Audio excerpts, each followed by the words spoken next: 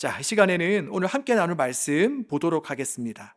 우리 여호수아 11장 16절에서 23절까지 말씀 우리 함께 보도록 하겠습니다. 우리 지난주 동안 우리 큐티했던 본문 중에 하나이죠. 여호수아 11장 16절에서 23절까지 말씀 저와 여러분이 한 절씩 교독해서 읽도록 하겠습니다. 여호수아가 이같이 그 온 땅 곧 산지와 온 내겝과 고센 온 땅과 평지와 아라바와 이스라엘 상지와 평지를 점령하였으니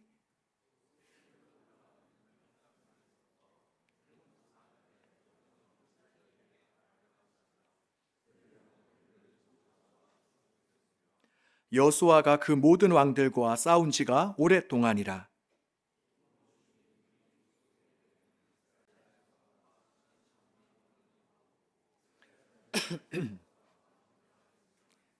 그들의 마음이 완악하여 이스라엘을 대적하여 싸우려 온 것은 여호와께서 그리하게 하신 것이라. 그들을 진멸하게 하여 바치게 하여 은혜를 입지 못하게 하시고 여호와께서 모세에게 명령하신 대로 그들을 멸하려 하심이었더라.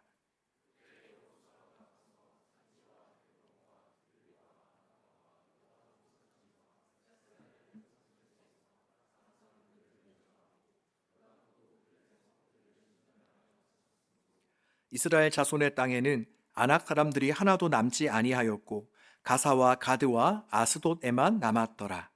이와 같이 여호수아가 여호와께서 모세에게 말씀하신 대로 그 온 땅을 점령하여 이스라엘 지파의 구분에 따라 기업으로 주매 그 땅에 전쟁이 그쳤더라.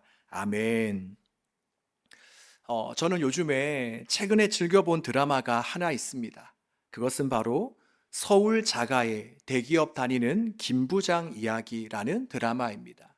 혹시 여러분 중에도 본 사람 있나요? 여러분에게는 별 인기가 없나요? 네, 처음에는 참 재미있게 보았는데 보면 볼수록 참 마음이 아팠습니다. 바로 대기업 부장으로 임원 승진을 꿈꾸던 주인공이 어느덧 희망퇴직으로 회사를 그만두게 됩니다. 그리고 나서는 임대 사기를 당해서 서울 자가를 팔고 월세 집으로 이사를 가게 되고 또 그러다가 마침내 대리운전과 세차장 일을 하며 하루하루를 정말 힘겹게 살아가는데 저는 이 드라마를 보면서 야, 우리의 인생이 참 쉽지 않다 하는 그런 생각을 하게 되었습니다. 아니나 다를까 저뿐만이 아니라 이 드라마를 본 많은 사람들도 이와 비슷한 생각들을 하더라고요. 바로 사람들의 반응을 보면 우리 아버지 이야기 같아. 내 현실이 그대로 당겼다. 회사 다니는 내 친구도 저 김 부장처럼 느끼면서 살고 있을까봐 숨이 막혔다. 회사 안에서 우리 모두는 다 불안하다. 뭐 이런 반응들을 보이고 있더라고요. 그런데 오늘 본문을 보면 이스라엘 백성들의 모습 또한 마찬가지입니다. 오늘 본문은 바로 여호수아의 인도로 이스라엘 백성들이 가나안 땅 대부분을 정령하게 되는 그런 장면에 대해 말씀합니다. 그런데 그때 이스라엘은 우리가 흔히 생각하는 정규 군대가 아니었습니다. 평소에는 그저 일상적인 삶을 살아가다가 전쟁 때에만 잠깐 모여서 소집되었던 민병대에 가까웠습니다. 그러니 그런 그들이 그 가나안 땅의 족속들과 맞서 싸운다는 것은 어떻겠습니까? 결코 만만한 일이 아니었습니다. 더군다나 본문 16절과 17절을 보면 이스라엘은 산지와 평지를 가리지 않고 모든 지역에서 그들과 싸워야 했고, 그리고 또 18절에 보면 그 전쟁이 오랜 기간 계속되었다라고 말씀합니다.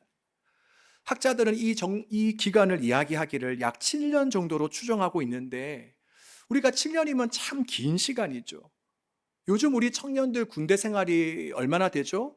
이제 한 1년 6개월인데 어떻습니까? 정말 시간이 가지 않죠. 그러니 그 오랜 시간 동안, 7년이라는 시간 동안 늘 긴장 속에서 전쟁을 치러라 했으니 이스라엘 백성들의 삶이 얼마나 고되고 힘겨웠겠습니까? 자, 그렇다면 여기에서 우리는 하나 질문을 할 수밖에 없습니다.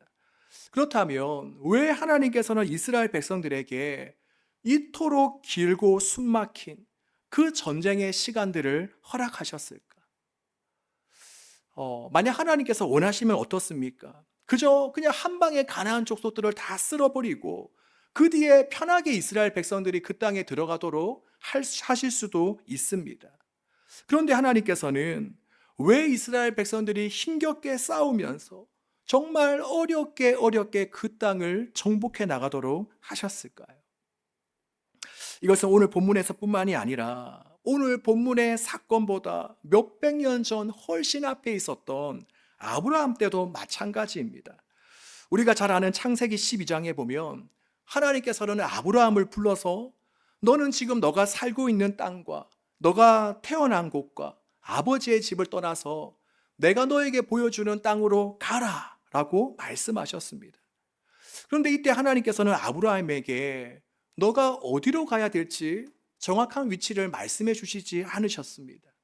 뭐 지도를 주시거나 요즘처럼 내비게이션을 주시지도 않았습니다. 그저 하나님은 아브라함에게 말씀하시기를 내가 보여주는 땅으로 가라 라고만 말씀하셨습니다. 그러니 당시에 아브라함은 어떻겠습니까? 아마도 아브라함은 매일마다 오늘 내가 걷고 있는 이 길이 정말 하나님께서 원하시는 길이 맞을까? 도대체 언제쯤이면 나는 주님께서 허락하신 땅에 도착할 수 있을까?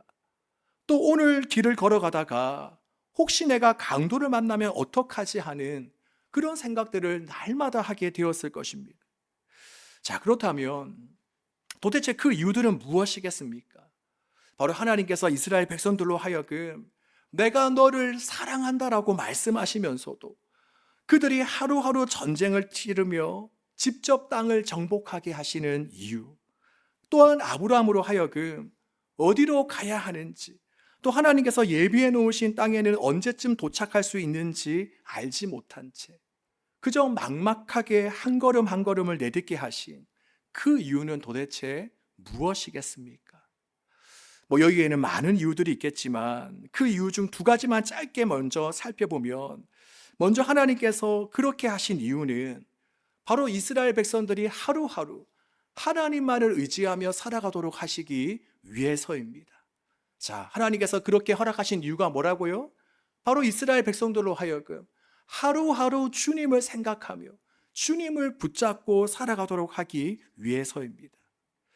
만약에 하나님께서 그 수많은 가나안 족속들의 모든 적들을 다 내쫓으시고 그저 이스라엘 백성들에게 편안하게 들어가도록 하셨더라면, 그리고 하나님께서 아브라함에게 처음부터 정확하게 너가 어디로 가라 라고 말씀하셨다면 그들은 어떻게 했습니까? 아마 이스라엘 백성들과 아브라함은 처음에는 참 감사했겠죠. 주님 감사합니다. 정확하게 말씀해 주시니 참 감사합니다. 그들은 처음에는 감사했겠지만 나중에는 어쩌면 하나님 없이도 잘 살 수 있는 것처럼 행동했었을지도 모릅니다. 그런데 매일이 전쟁이고 정말 매 순간 나에게 어떤 일이 일어날지 모르는, 즉 긴장을 놓을 수 없는 상황이라면 어떻습니까? 바로 이스라엘 백성들은 하루하루 간절하게 하나님의 은혜를 구하며 살아갈 수밖에 없습니다. 바로 이것이 하나님께서 그들에게 그 고난과 역경이라는 과정을 걷게 하신 이유가 되는 것입니다. 고린도후서 1장 8절 9절을 보면 바울도 이러한 고백을 합니다. 저는 이 고백이 저와 여러분 우리 모두의 고백이 되었으면 좋겠는데, 우리 한번 화면을 보면서 우리 함께 바울의 고백을 우리가 고백해 보도록 하겠습니다. 형제들아, 우리가 아시아에서 당한 환난을 너희가 모르기를 원하지 아니하노니 힘에 겹도록 심한 고난을 당하여 살 소망까지 끊어지고 우리는 우리 자신이 사형 선고를 받은 줄 알았으나 이는 우리로 자기를 의지하지 말고 오직 죽은 자를 다시 살리시는 하나님만 의지하게 하심이라. 아멘. 그렇습니다. 아무리 믿음 좋은 바울이라고 해도 날마다 행복하고 편한 날만 있었던 것은 아닙니다. 바울은 날마다 얻어터지는 인생을 살았습니다. 매일매일 주먹이 어디에서 날아올지 알지 못하는 그런 삶을 살았습니다. 그런데 그러한 삶이 왜 자기에게 임했다라고 고백합니까? 바로 자기를 의지하는 것이 아니라 하나님을 의지하며 살아가도록 하기 위해서, 주님께서 그것을 허락하셨다라고 고백하고 있죠. 그리고 이것은 오늘날 우리도 마찬가지입니다. 어떻습니까? 우리는 좀처럼 내일을 알 수가 없습니다. 우리가 어떤 대학을 가고 내가 무엇을 전공해야 되는지, 또 하나님께서 기뻐하시는 일을 위해서 나는 평생 어떤 일을 하며 살아야 되는지, 그리고 또한 앞으로 나의 미래가 어떻게 펼쳐질지 우리는 전혀 알지 못합니다. 물론 이런 부분 때문에 우리는 답답하고 힘들 때가 있겠죠. 두렵기도 합니다. 하지만 하나님께서 손쉽게 알려주시지 않으시는 이유, 바로 하나님께서 불확실성과 모름을 사용하시는 이유는 무엇입니까? 그것은 바로 그러한 답답함 속에서 우리가 하나님을 찾으며 또 하루하루 하나님께 묻고 하나님을 의지하도록 하는 그런 삶을 살도록 하기 위해서입니다. 그러기 여러분, 바라기는 원래 우리의 인생에는 여러 가지 어려움과 위험, 위기의 순간들이 있는 것이 당연하다는 것과, 결코 그것이 이상한 것이 아니라는 것과, 또 그것을 통해 하나님은 우리를 믿음의 사람으로 빚어 나가신다는 것을 여러분이 깨달으시기를 바랍니다. 그래서 우리가 날마다 더욱더 철저히 하나님만을 붙잡고 살아가는 인생, 주님, 저는 주님 없이는 하루도 살 수 없습니다 라고 고백하는 저와 여러분 되시기를 주님의 이름으로 축복합니다. 자, 그리고 두 번째로 하나님께서 우리로 하여금 위기와 위험의 과정을 겪게 하시는 이유는 무엇인가? 그것은 바로 그러한 과정을 통해서 하나님의 영광이, 주님의 가치가 더욱더 빛나기 때문입니다. 얼마 전에 존 파이퍼 목사님께서 쓰신 삶을 허비하지 말라라는 책을 다시 한 번 더 읽게 되었는데, 거기에 보면 이런 문장이 적혀져 있습니다. 자, 제가 화면에도 이렇게 띄워달라고 부탁을 해서 우리 간사님께서 띄워주셨는데, 자, 우리 함께 한번 읽어볼까요? 시작. 세상은 그리스도인들이 부자가 되어 하나님께 감사할 때 감동받지 않는다. 세상은 우리가 하나님만으로 만족하기에 그리스도를 위해 우리의 부를 나누며 이를 유익으로 여길 때 감동받는다. 네, 저 말은 저의 말이 아니라 존 파이퍼 목사님이 하신 그런 말입니다. 그렇습니다. 우리도 그렇겠지만 세상 사람들은 이제는 더 이상 우리 그리스도인들이 하나님, 넓은 집을 제공해 주셔서, 저에게 건강을 주셔서, 남들이 가기 어려운 회사에 취업하게 해주셔서 감사합니다라고 고백할 때에 세상 사람들은 거기에 감동받지 않습니다. 왜냐? 그것은 누구나 다 할 수 있는 고백이기 때문입니다. 좋은 일이 생겼을 때 감사하지 않을 사람이 얼마나 되겠습니까? 그런데 바로 감사하기 힘든 상황 속에서, 우리가 절대로 웃기 힘든 그런 환경 속에서, 그럼에도 불구하고 우리가 하나님께 감사하며 여전히 밝고 환한 에너지를 가지고 살아갈 때에, 그때서야 세상은 우리를 향해 궁금해하기 시작합니다. 아니, 저 사람을 웃게 하는 이유가 뭐지? 저 사람을 저렇게 에너지 넘치도록 하는 그 이유가 뭐지? 그리고 그것이 그 사람이 믿는 하나님을 알게 되면 그때에서야 비로소 사람들은 하나님에 대해 마음의 문이 열리기 시작하고, 또 그러한 고백을 하는 사람과 또 그러한 결과를 허락하신 하나님께 감동하게 되는 것입니다. 이렇게 우리에게 주어진 위험과 고난은 어떤 역할을 하게 되는가? 바로 하나님의 가치를 더욱더 드러내도록 하는 것입니다.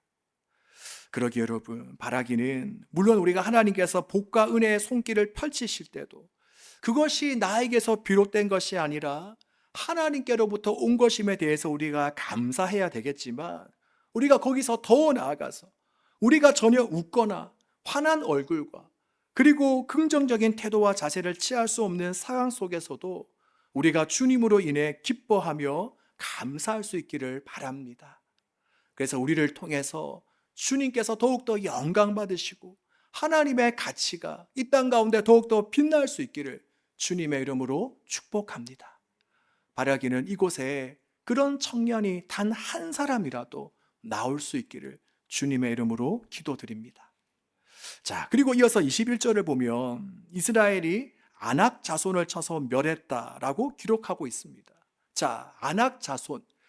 혹시 여러분 들어본 적 있나요? 안악 자손? 어디에서 들어봤죠? 아마 여름 성경학교, 겨울 성경학교 출신들은 한 번쯤은 들어봤을 것 같은데, 안악 자손 어디에서 들어봤죠? 우리가 민수기 13장, 바로 가나안 정탐 때에 12명의 정탐꾼 중에 그 10명의 정탐꾼들이 안악 자손에 비하면 우리는 메뚜기와 같아라고 말하면서 그 이스라엘 백성들 전체를 두렵게 만들었던 인물들이 바로 안악 자손이었습니다. 이처럼 출애굽 세대는 바로 안악 자손들의 겉모습 때문에, 그들의 귀골이 장대하고 정말 헌칠한 그 키 때문에 두려움에 사로잡혀서 전쟁을 시도조차 하지 못했습니다. 자, 그런데 오늘 본문을 보면 어떻습니까? 바로 출애굽 세대가 광야에서 다 죽고 이제는 광야에서 태로 세어난 그 만나 세대는 어떻습니까? 바로 안악 자손을 무너뜨립니다. 자, 그렇다면 이 출애굽 세대와 만나 세대, 바로 무엇이 이러한 차이를 만들었을까요? 그것은 바로 믿음의 차이입니다. 바로 하나님이 약속하신 땅이라는 사실을 신뢰하는가? 바로 하나님의 능력이 지금 내 눈앞의 현실보다 더 크다는 것을 믿는가? 지금 나는 문제를 더 크게 보는가? 아니면 하나님이 더 크시다는 것을 내가 믿고 있는가? 바로 그 믿음의 여부가 승패를 가르는 것입니다. 이것은 저와 여러분도 마찬가지입니다. 지금 저와 여러분에게도 우리를 무서워 벌벌 떨게 하는 여전히 안악 자손들이 존재하고 있습니다. 우리를 두렵게 하는 상황들, 낙심하게 하는 문제들, 도저히 내가 이길 수 없다라고 느껴지는 그 삶의 요소들이 우리의 삶의 전반에 곳곳에 숨어 있습니다. 그렇다면 그때 우리는 그 장애물들 앞에서, 안악 자손 앞에서 우리는 어떤 반응과 선택을 하고 있습니까? 지금 내 앞에 있는 그 문제를 더 크게 보고 있습니까? 아니면 그 문제보다 더 크신 하나님을 더 크게 보고 있습니까? 바라기는 하나님은 이스라엘 백성들을 그 전쟁의 과정 속에서 훈련시키셨듯이 하나님은 지금 우리의 삶 속에서도 크고 작은 싸움을 허락하십니다. 그 이유가 뭐라고 이야기했습니까? 우리를 그저 힘들게 하고 우리를 넘어지게 하려고 하는 것이 아니라 날마다 주님을 더욱더 의지하게 하시고 또 더 나아가 믿음으로 우리가 안악 자손을 넘어서도록 하시기 위해서입니다. 그러기에 바라기는 오늘도 우리의 삶에 있는 두려움보다 하나님의 약속과 능력이 더 크다는 사실을 여러분이 믿으시기를 바랍니다. 그래서 우리가 거대한 그 안악 자손 앞에서 무서워 벌벌 떠는 것이 아니라, 그냥 싸움조차 시도해보지 않는 것이 아니라 우리가 예수 그리스도의 이름으로 그것을 무너뜨리며 그것을 넘어설 수 있기를 주님의 이름으로 축복합니다. 자, 그리고 이어서 본문 마지막 23절을 보면, 자, 이와 같은 과정을 통해 하나님께서는 모세에게 말씀하신 대로 여호수아와 이스라엘 백성들이 그 가나안 전 지역을 점령하게 되었다라고 말씀하고 있습니다. 그런데 그 기간을 보면 어떻습니까? 아주 오랜 시간이 걸렸습니다. 우리가 아까도 살펴보았지만 본문 18절에 보면 여호수아가 그 모든 왕들과 싸운 지가 오랫동안이라. 그러니까 그 땅에 들어가 싸운 그 횟수만 해도 만만치가 않습니다. 그런데 더 나아가서 사실상 하나님께서 아브라함을 통해 하신 말씀이 바로 오늘 본문 속 여호수아의 때에 이루어지기까지를 보면 수백 년의 시간이 걸렸습니다. 여러분, 우리는 대부분 무엇이든지 빨리빨리 하기를 원합니다. 아마 우리 민족이 그런 특성을 가지고 있는 것 같아요. 그래서 에스컬레이터가 있는데 그 에스컬레이터를 걸어가는 사람들은 흔치 않아요. 저도 보면 우리나라 사람이 그렇고 일본, 중국 한 이 정도만 되지 않을까 싶어요. 우리는 대부분 무엇이든지 빨리 가기를 원합니다. 빠른 결과가 나오기를 원합니다. 그래서 우리는 결과가 더딘 것을 잘 참지 못합니다. 우리는 취업 준비가 길어지면 불안해하고, 그리고 뭔가 연애가 잘 안 풀리면 내 가치가 떨어진 것 같고, 뭔가 신앙이 늘 제자리 걸음인 것처럼 느껴지면 우리는 낙심하게 됩니다. 그런데 여러분, 오늘 본문을 통해서 우리가 알 수 있는 것은 바로 하나님께서 일하실 때는 때로는 급한 불을 끄시는 것처럼 곧바로 해결하실 때도 있지만, 바로 오늘 본문에서와 같이 대부분은 오랜 시간이 요구된다는 것입니다. 그러기에 지금 이 시대를 살아가고 있는 우리들에게 필요한 것은 무엇이냐? 지금 당장 내가 원하는 결과가 이루어지기를 바라는 것보다는 정말 우리가 묵직하게 하나님을 향한 신실한 믿음을 가지고 하나님의 때와 방법을 기다릴 수 있는 인내가 우리에게 필요합니다. 여러분, 하나님을 믿게 되면 그 결과 우리가 무엇을 얻었다라고 표현하죠? 무엇을 얻었다? 무엇을? 영생을 얻었다라고 표현합니다. 그렇다면 우리가 영생을 얻었다는 삶은 무엇일까요?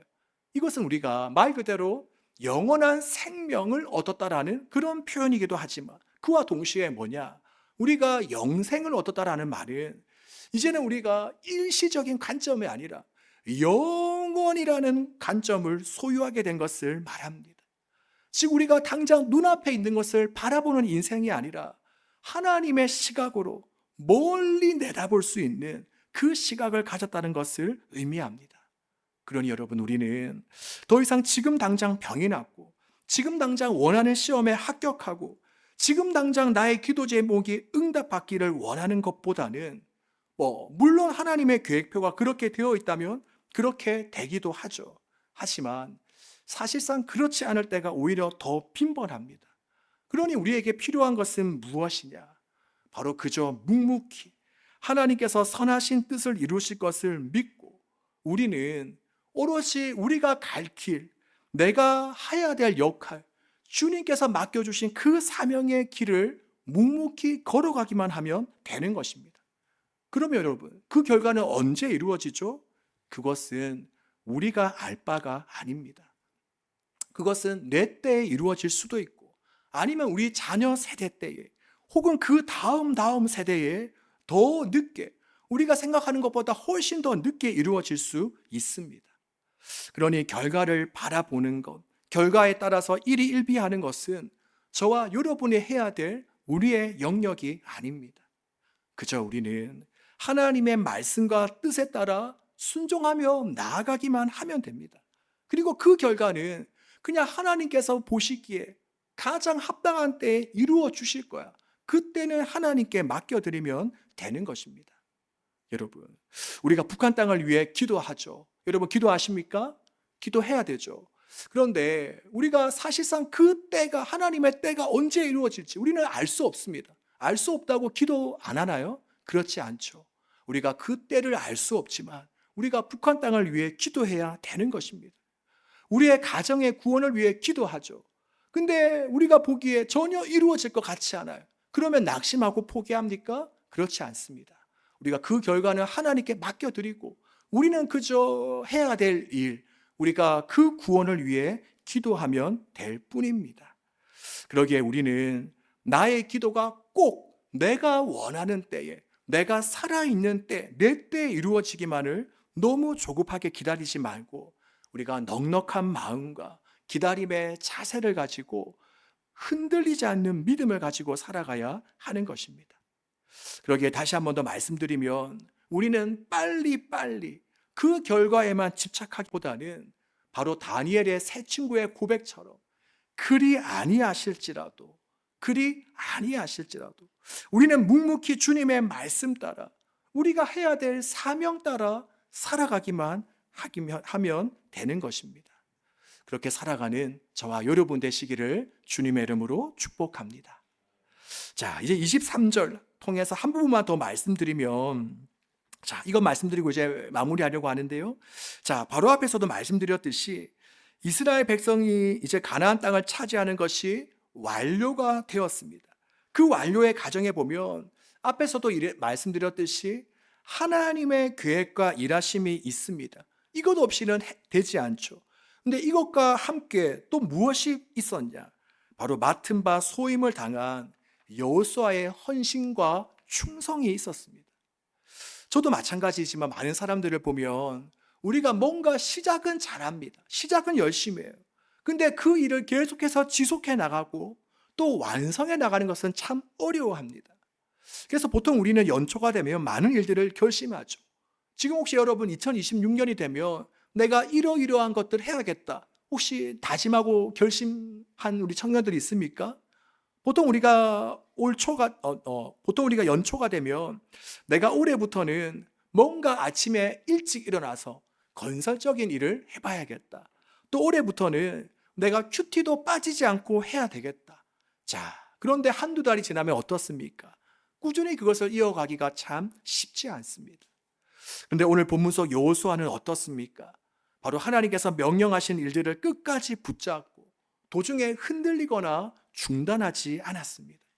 그리고 결국 그러한 헌신과 사명을 통해서 하나님께서 원하신 바를 이룰 수가 있었던 것입니다. 우리 사랑하는 여러분, 지금 이 시대에도 마찬가지입니다.